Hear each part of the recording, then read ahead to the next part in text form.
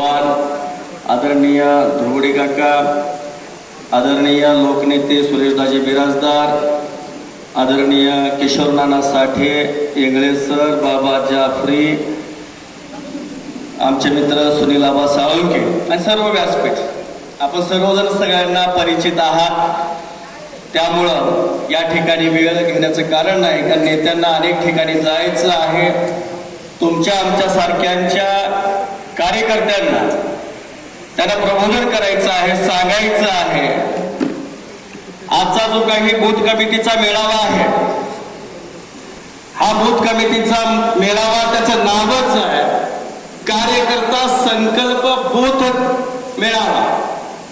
आपल्या सगळ्यांना संकल्प करायचा आहे आणि हा संकल्प गावागावामध्ये करायचा नसून हा गावागावातल्या बूथवरती करायचा आहे आणि प्रत्येक कार्यकर्त्याने ठरवायचा माझ्या बूथवरती कशा पद्धतीने माझ्या नेत्यांची लीड वाढेल, कशा पद्धतीने आदरणीय सुरेशदाजी बिराजदार यांची लीड वाढेल.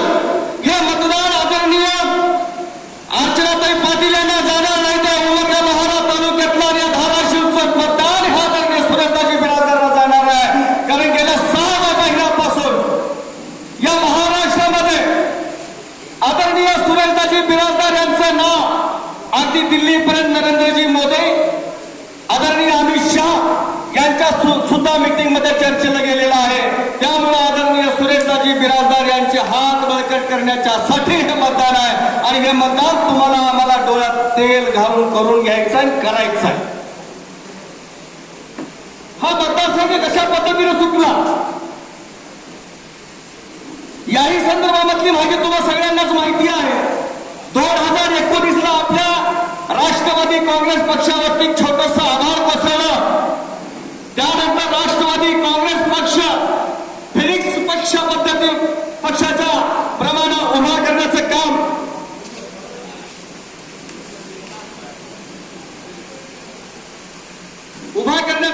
जर कोणी केलं असेल तर आदरणीय दाजींनी केलं, आदरणीय दुर्गाजी काकांनी केलं, आदरणीय सतीशजी चव्हाण साहेब यांनी केलं, आदरणीय विक्रमजी काळे साहेब यांनी केलं. म्हणून हा धाराशिव जिल्हा उस्मानाबाद मतदारसंघ हा राष्ट्रवादी काँग्रेसला सोडल्याशिवाय पर्याय श्रेष्ठीसमोर उरला नव्हता. त्यामुळं या ठिकाणी दाजींचं सगळ्यांनी टाळ्या वाजवून पहिल्यांदा कौतुक केलं पाहिजे. पक्ष संपला त्यावेळेस जिल्हाध्यक्ष झाले, जिल्हा बँकेमध्ये रुपये नव्हता त्यावेळेस चेअरमन झाले. तरी सुद्धा दीन दलित पीडित वंचित शोषित असणाऱ्या घटकांना न्याय देण्याचं काम जर कोण केलं असेल तर आदरणीय सुरेशदाजी बिराजदार यांनी केलेलं आहे.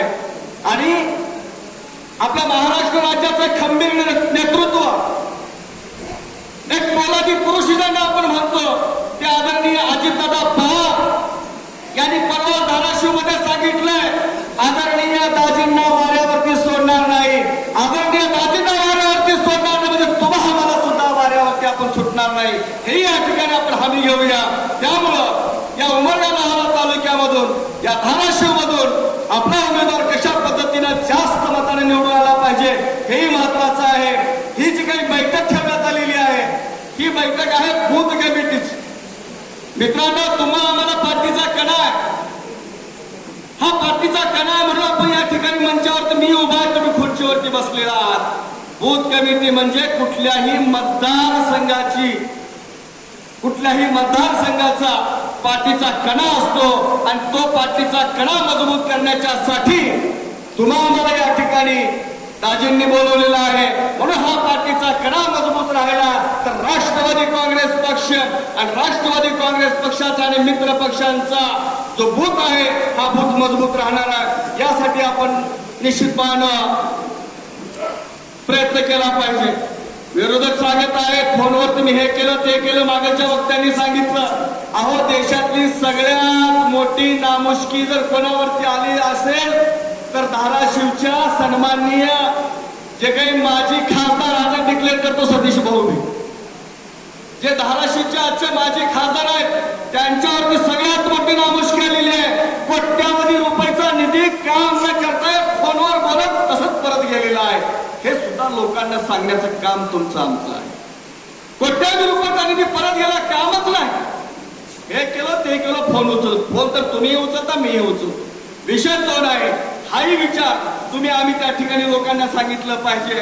आणि सगळ्यात महत्वाचं व्यासपीठाला सांगतो, महेंद्र काका, आमच्या तालुक्यामधल्या लोहारा आणि उमरगा तालुक्यामधल्या कुठल्याही कार्यकर्त्याला 1 रुपयाचं काम सुद्धा, साधं सिमेंट रोडचं काम नाही किंवा कुठल्या बांधकामाचं काम नाही किंवा कुठलंच काम नाही, तरी सुद्धा हे कार्यकर्ते दाजीच्या प्रामाणिकपणावरती आणि निर्मळ असणाऱ्या व्यक्तिमत्वाच्या भोवती या ठिकाणी निष्ठा उभा आहे. हे सुद्धा या ठिकाणी तुमचं आमचं भाग्य आहे. आणि या सगळ्यांनाच मी दाजींच्या वतीनं विनंती करतो, दाजी आपल्या सकल मार्गदर्शन करणारच आहेत.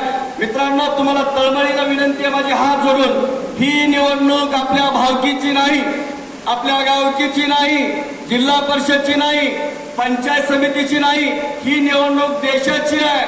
आपल्या देशाकडे जे वाकड्या नजरेने पाहणारे लोक आहेत, यांना सुद्धा घरी बसवणारे जे आपल्या सगळ्यांचे महायुतीचे नेते आहेत, आदरणीय नरेंद्रजी मोदी साहेब यांची ही निवडणूक आहे. आणि या निवडणुकीमध्ये 400 मध्ये तुमचा आमचा खासदार 401 नंबरला जाणार आहे. त्यामुळं आपण यांना घड्याळाच्या चिन्हासमोरील निशाणी दाबून, बटन दाबून प्रचंड बहुमतानं विजय करायचा आहे. आणि उमरगा लोहारा तालुक्यामधून जेवढी लीड आपण देऊ तेवढ्याच वेगानं दाजी मुंबईच्या विधिमंडळामध्ये जाणार आहेत. यासाठी तुम्ही आम्ही प्रयत्न करणार का? आदरणीय सुरेशदाजी बिराजदार यांचा आवाज दिल्लीत गेला पाहिजे, दिल्लीच्या संसदेत भडकून आला पाहिजे. आदरणीय लोकनेते